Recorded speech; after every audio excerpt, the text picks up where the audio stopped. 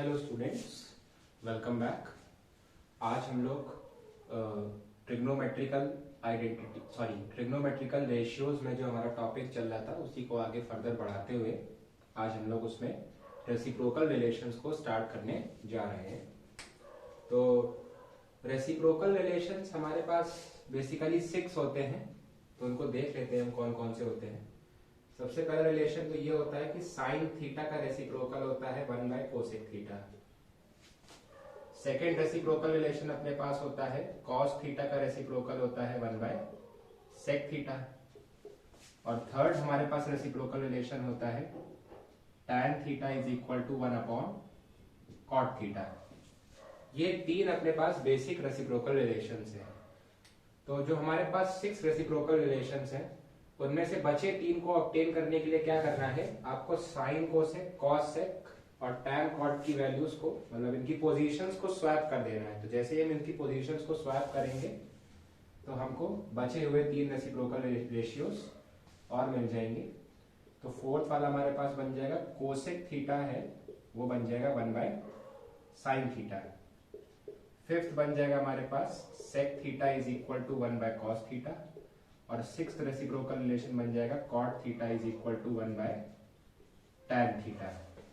तो ये 6 reciprocal relations हैं जिनका हमको यूज करना है बेसिकली। प्रूविंग पे चले तो बहुत आसान है। एक ट्रायंगल बना के हम लोग देख लेते हैं। जैसे मान लीजिए ये ट्रायंगल है ABC which is right angled at B, और इस एंगल को हम लोग थीटा मान लेते हैं। तो जैसे ही इस एंगल को थीटा माना हमने, तो BC साइड हमारी बेस बन जाएगी, AB साइड हमारी परपेंडिकुलर बन जाएगी और AC साइड हमारी हाइपोटेनस बन जाएगी। ठीक है, अब ये बनने के बाद क्या हो जाएगा, अगर हम लोग ध्यान से देखें तो किसी को भी एक को प्रूफ कर लेते हैं। जैसे साइन थीटा की वैल्यू निकालना चाहते हैं हम लोग, तो साइन थीटा की वैल्यू आएगी perpendicular upon hypotenuse which means AB upon AC। और अगर कोसेक थीटा की वैल्यू हम लोग निकालना चाहें तो कोसेक थीटा की वैल्यू क्या आएगी, hypotenuse upon perpendicular which means AC upon AB। तो अगर हम लोग 1/कोसेक थीटा निकालें तो उसकी वैल्यू क्या आ जाएगी, AB अपॉन AC। तो अगर ध्यान से देखा जाए तो साइन थीटा और 1/कोसेक थीटा की जो वैल्यू है वो आपस में इक्वल है। बहुत आसान भी है। साइन थीटा का फॉर्मूला होता है P/H और कोसेक थीटा का होता है H/P।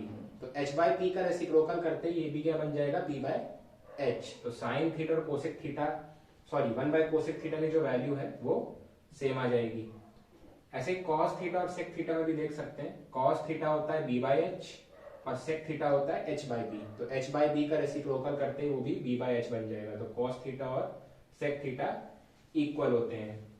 टैन और कॉट की अगर बात करें तो टैन थीटा होता है P/B और कॉट थीटा होता है B/P। तो B/P का रेसिप्रोकल करते ही ये भी P/B बन जाएगा। तो टैन और 1/कॉट भी आपस में इक्वल हो जाएंगे। तो सिमिलरली ऐसे आप बचे 3 रेशियोज को भी ऑब्टेन कर सकते हैं। बहुत इजी है, इसमें कुछ ऐसा डिफिकल्ट नहीं है याद रखने वाला, तो इसको नोट कर सकते हैं।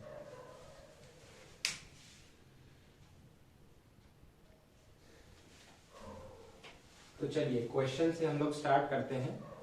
पहला क्वेश्चन हमारे पास ये है कि tan theta plus cot theta की वैल्यू 2 है और tan square theta plus cot square theta की वैल्यू हमको फाइंड करनी है। तो जिन लोग को ये क्वेश्चन आता है वो अपने आप अटेम्प्ट दे सकते हैं, बाकी लोग मेरे साथ में पैरेलली इसको सॉल्व करें। तो अगर इस टाइप का क्वेश्चन सॉल्व करना है तो सबसे पहले थोड़ा सा आपको विजुअलाइज करना सीखना पड़ेगा। जैसे अगर ध्यान से आप देखो तो ये कुछ इस तरीके से दिया है कि अगर मैं tan थीटा को A मान लूं और cot थीटा को B मान लूं, तो ये हमको दिया है कि A प्लस B की वैल्यू 2 है और A square plus B square की वैल्यू हमको फाइंड करनी है। कोरिलेट कर पा रहे होंगे, A प्लस B की वैल्यू 2 दी है और A square plus B square की वैल्यू हमको फाइंड करनी है। चलिए, तो ये ऐसे क्वेश्चंस तो हम लोग टैकल कर चुके हैं फैक्टराइजेशन में।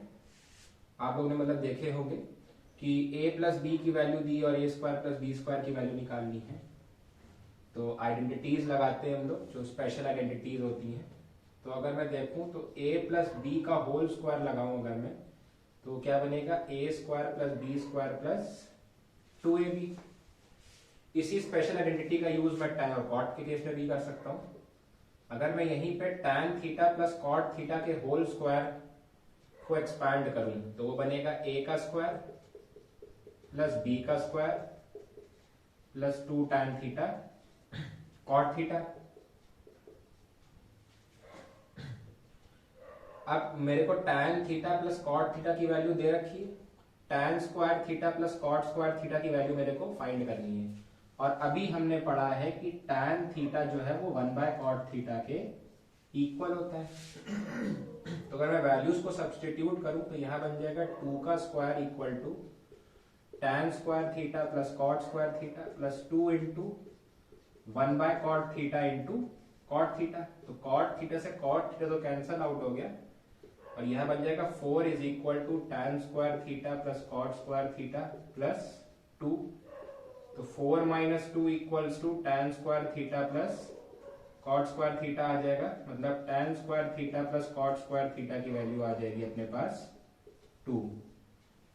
तो बहुत आसान क्वेश्चन था, ज्यादा कुछ ऐसा इसमें कठिन नहीं था, बस ये स्पेशल आइडेंटिटीज वगैरह हम लोग को याद रहनी चाहिए। तो आई होप सो क्लियर है। क्लियर है अगर तो इसको नोट डाउन कर सकते हैं।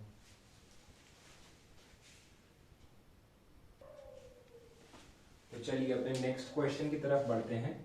नेक्स्ट क्वेश्चन है कि ये जो हमारे फिगर दी है, इस फिगर में एंगल सी की वैल्यू 90 डिग्री दे रखी है और बीडी की लेंथ डीसी के इक्वल दे रखी है।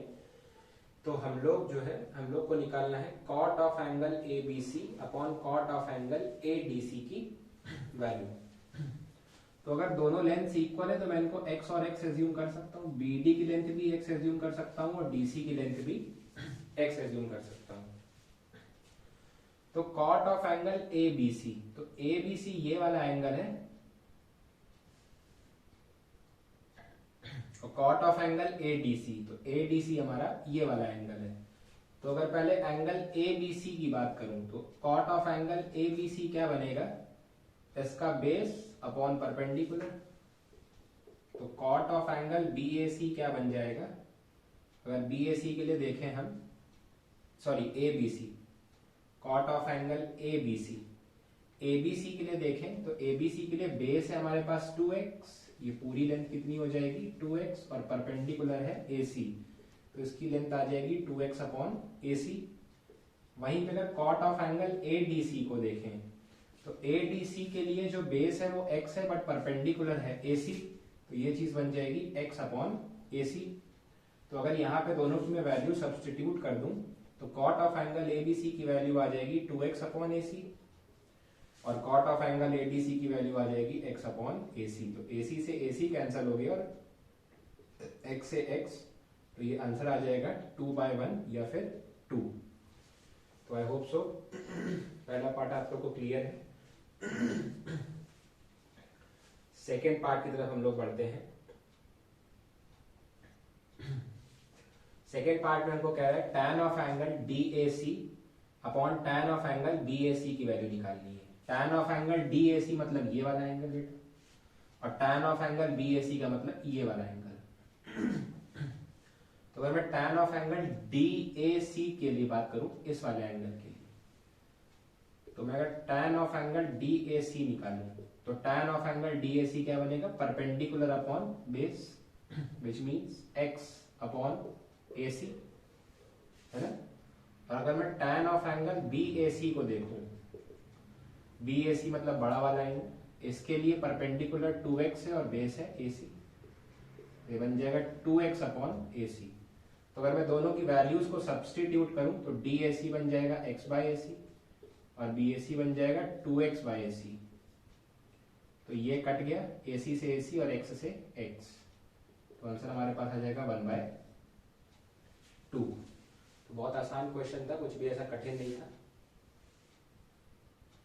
तो अगर क्लियर है तो इसको नोट डाउन कर लीजिए।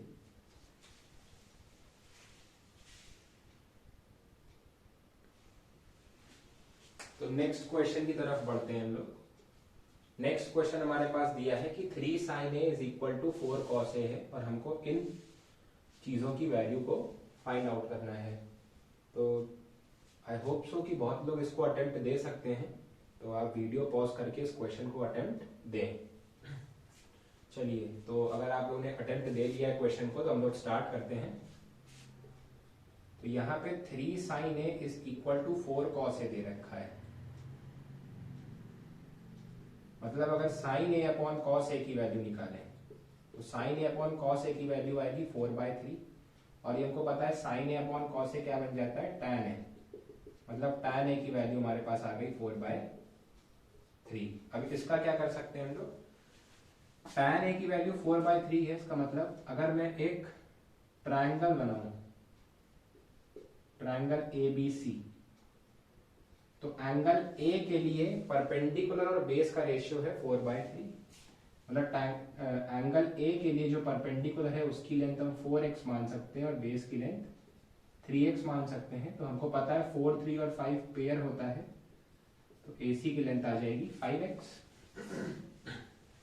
तो अब तो बहुत आसान हो गया। तो ट्राइंगल हमको मिल चुका है, तो हम पहले ट्रिग्नोमेट्रिक रेशियो की वैल्यू फाइंड कर लें। साइन ए की वैल्यू हमारे पास क्या होगी, परपेंडिकुलर अपॉन हाइपोटेनस, मतलब 4x/5x, या फिर कह सकते हैं 4/5। कॉस ए की वैल्यू बनेगी बेस अपॉन हाइपोटेनस, 3x/5x, मतलब 3/5, और tan square a minus sec square a। तो ये हमको पता है tan square a, tan a की वैल्यू है 4/3, तो tan स्क्वायर a की वैल्यू कितनी हो जाएगी, 16/9। tan square a minus sec square a का मतलब है tan a का whole square minus sec a का होल स्क्वायर। तो tan a की वैल्यू 4/3 है, तो उसका स्क्वायर करते ही 16/9 आ जाएगा। सेक a की वैल्यू निकाल लेते हैं। अगर cos a की वैल्यू 3/5 है, तो सेक a क्या है, cos a का रेसिप्रोकल, तो सेक a की वैल्यू हमारे पास आ जाएगी 1/cos a, मतलब कि 5/3। अब सेक a की वैल्यू 5/3 आ गई है, तो जैसे हम उसका स्क्वायर करेंगे तो ये बन जाएगा 25/9। अगर हम इसको सॉल्व करेंगे तो एलसीएम 9 आएगा और ऊपर माइनस का 9 आएगा, तो आंसर हमारे पास माइनस का 1 बन जाएगा। तो आई होप सो आसान था क्वेश्चन, क्लियर होगा। तो अगर क्लियर है तो प्लीज इसको कॉपी डाउन कर लें।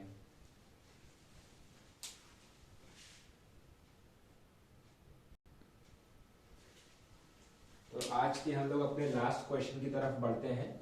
इस क्वेश्चन के बाद हमारा ट्रिग्नोमेट्री जो ट्रिग्नोमेट्रिक यूनिट है उसका फर्स्ट चैप्टर तो कंक्लूड हो जाएगा, बट हमारी ट्रिग्नोमेट्रिक यूनिट जो है वो आगे कंटिन्यू रहेगी। तो ये हमारे फर्स्ट चैप्टर का लास्ट क्वेश्चन है। इसके बाद अब अपनी जो भी रेफरेंस बुक्स या जो भी आप लोग यूज करते हो, आप उससे सफिशिएंट अमाउंट ऑफ प्रैक्टिस कर सकते हो। आई होप कि मैंने सारे जितने भी यूजफुल कॉन्सेप्ट्स हैं वो मैंने यहाँ वीडियो में ऑलमोस्ट सभी के सभी क्लियर कर दिए हैं। तो हम लोग लास्ट क्वेश्चन की तरफ बढ़ते हैं। लास्ट क्वेश्चन में हमको दे रखा है कि 5 tan थीटा की वैल्यू जो है वो 4 के इक्वल है। तो यहाँ से tan थीटा की जो वैल्यू आएगी दैट इज 4/5। तो फिर से वही चीज हमको करनी है, हमको एक ट्राइंगल क्रिएट कर लेना है, ठीक है। और इस ट्राइंगल में tan थीटा की वैल्यू है 4/5। तो अगर हम लोग एक ट्राइंगल ABC क्रिएट करते हैं जिसमें एंगल B जो है वो हमारा 90 डिग्री है,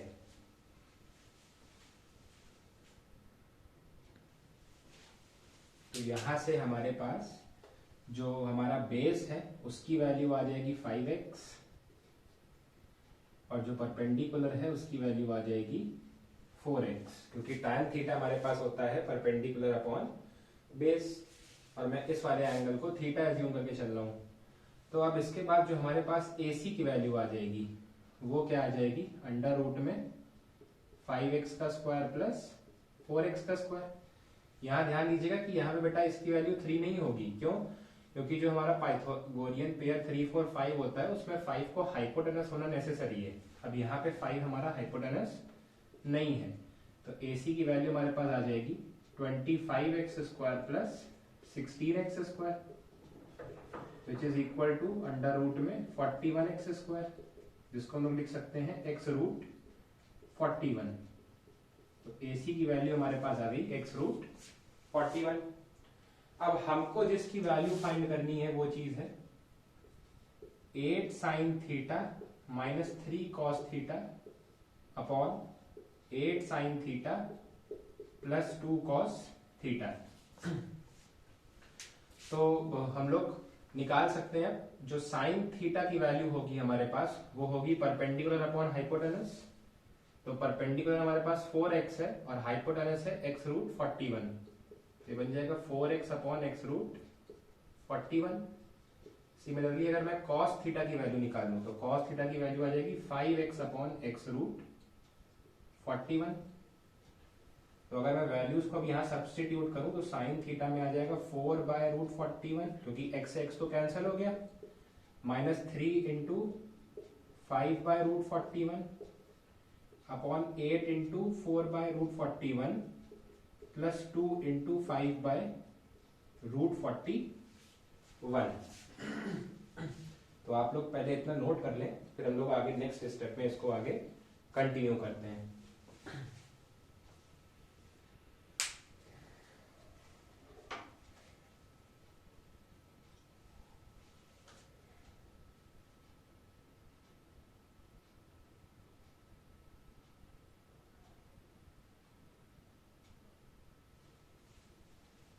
तो आई होप आप लोगों ने इसको नोट कर लिया होगा। तो हम लोग आगे कंटिन्यू करते हैं अब इसको। तो मैं इस डायग्राम को इरेज कर देता हूँ, इन केस किसी का नोट ना हुआ हो तो वो वीडियो पॉज करके इसको नोट डाउन कर सकता है। तो अगर मैं अब इसको सॉल्व करूं तो जो हमारा ऊपर बनेगा वो एलसीएम आ जाएगा रूट 41 और ऊपर हमारे पास बन जाएगा 32 माइनस 15। नीचे अगर मैं बात करूं तो नीचे भी मेरे पास जो एलसीएम है वो रूट 41 बन रहा है और ऊपर बन जाएगा 32 प्लस 10। तो ऊपर जो हमारे पास बनेगा दैट इज 17 और नीचे जो बन रहा है दैट इज 42, क्योंकि रूट 41 से रूट 41 तो कैंसल आउट हो जाएगा। तो जो इसकी वैल्यू हमारे पास आ रही है दैट इज 17 अपॉन 42। तो आई होप कि क्वेश्चन आप लोग को क्लियर होगा, इसको नोट डाउन कर सकते हैं।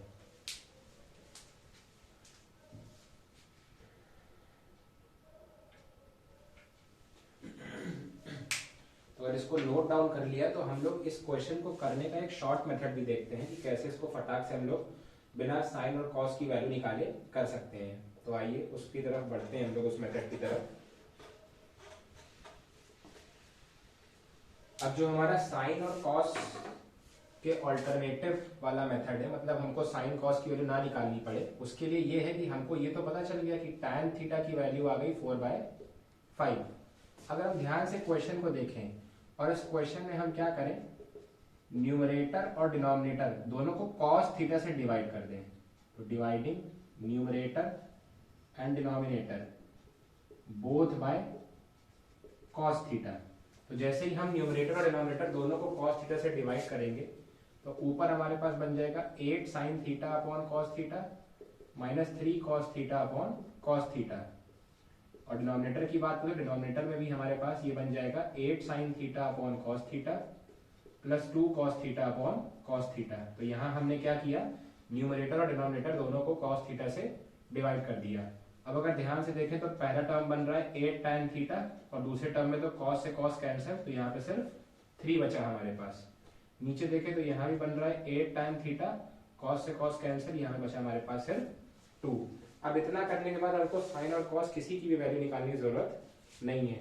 और जितना टाइम मैंने लिया इसको सॉल्व करने में, मुझे नहीं लगता कि आप लोग को इतना ही टाइम लगेगा, क्योंकि मैं तो यहाँ एक्सप्लेन करते हुए चल रहा हूँ। आप लोग को तो ये मुश्किल से 10 या 15 सेकंड लगेंगे इस स्टेप तक आने में।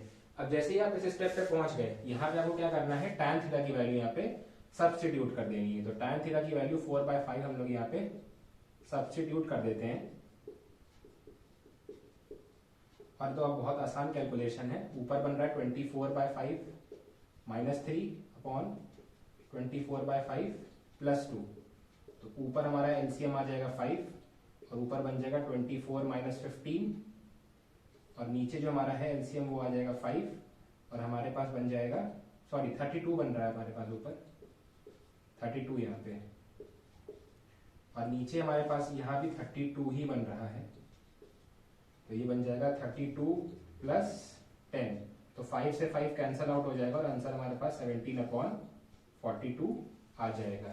तो एक ऑल्टरनेटिव ये भी था जहां पे आपको साइन और कॉस की वैल्यू ना निकाले बगैर ही हम tan थीटा की वैल्यू से ही इस क्वेश्चन को सॉल्व कर सकते हैं। तो इसको भी आप लोग नोट कर लें।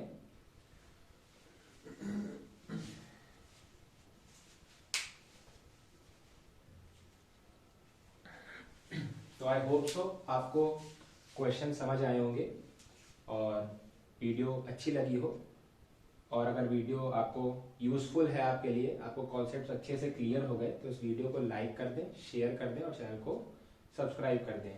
साथ ही साथ बेटा जो हमारा ट्रिग्नोमेट्री का पहला चैप्टर है क्लास 9 का वो कंक्लूड हो चुका है, बट ट्रिग्नोमेट्रिक यूनिट जो है हम लोग वो आगे और भी कंटिन्यू फर्दर करेंगे। तब तक के लिए बाय बाय।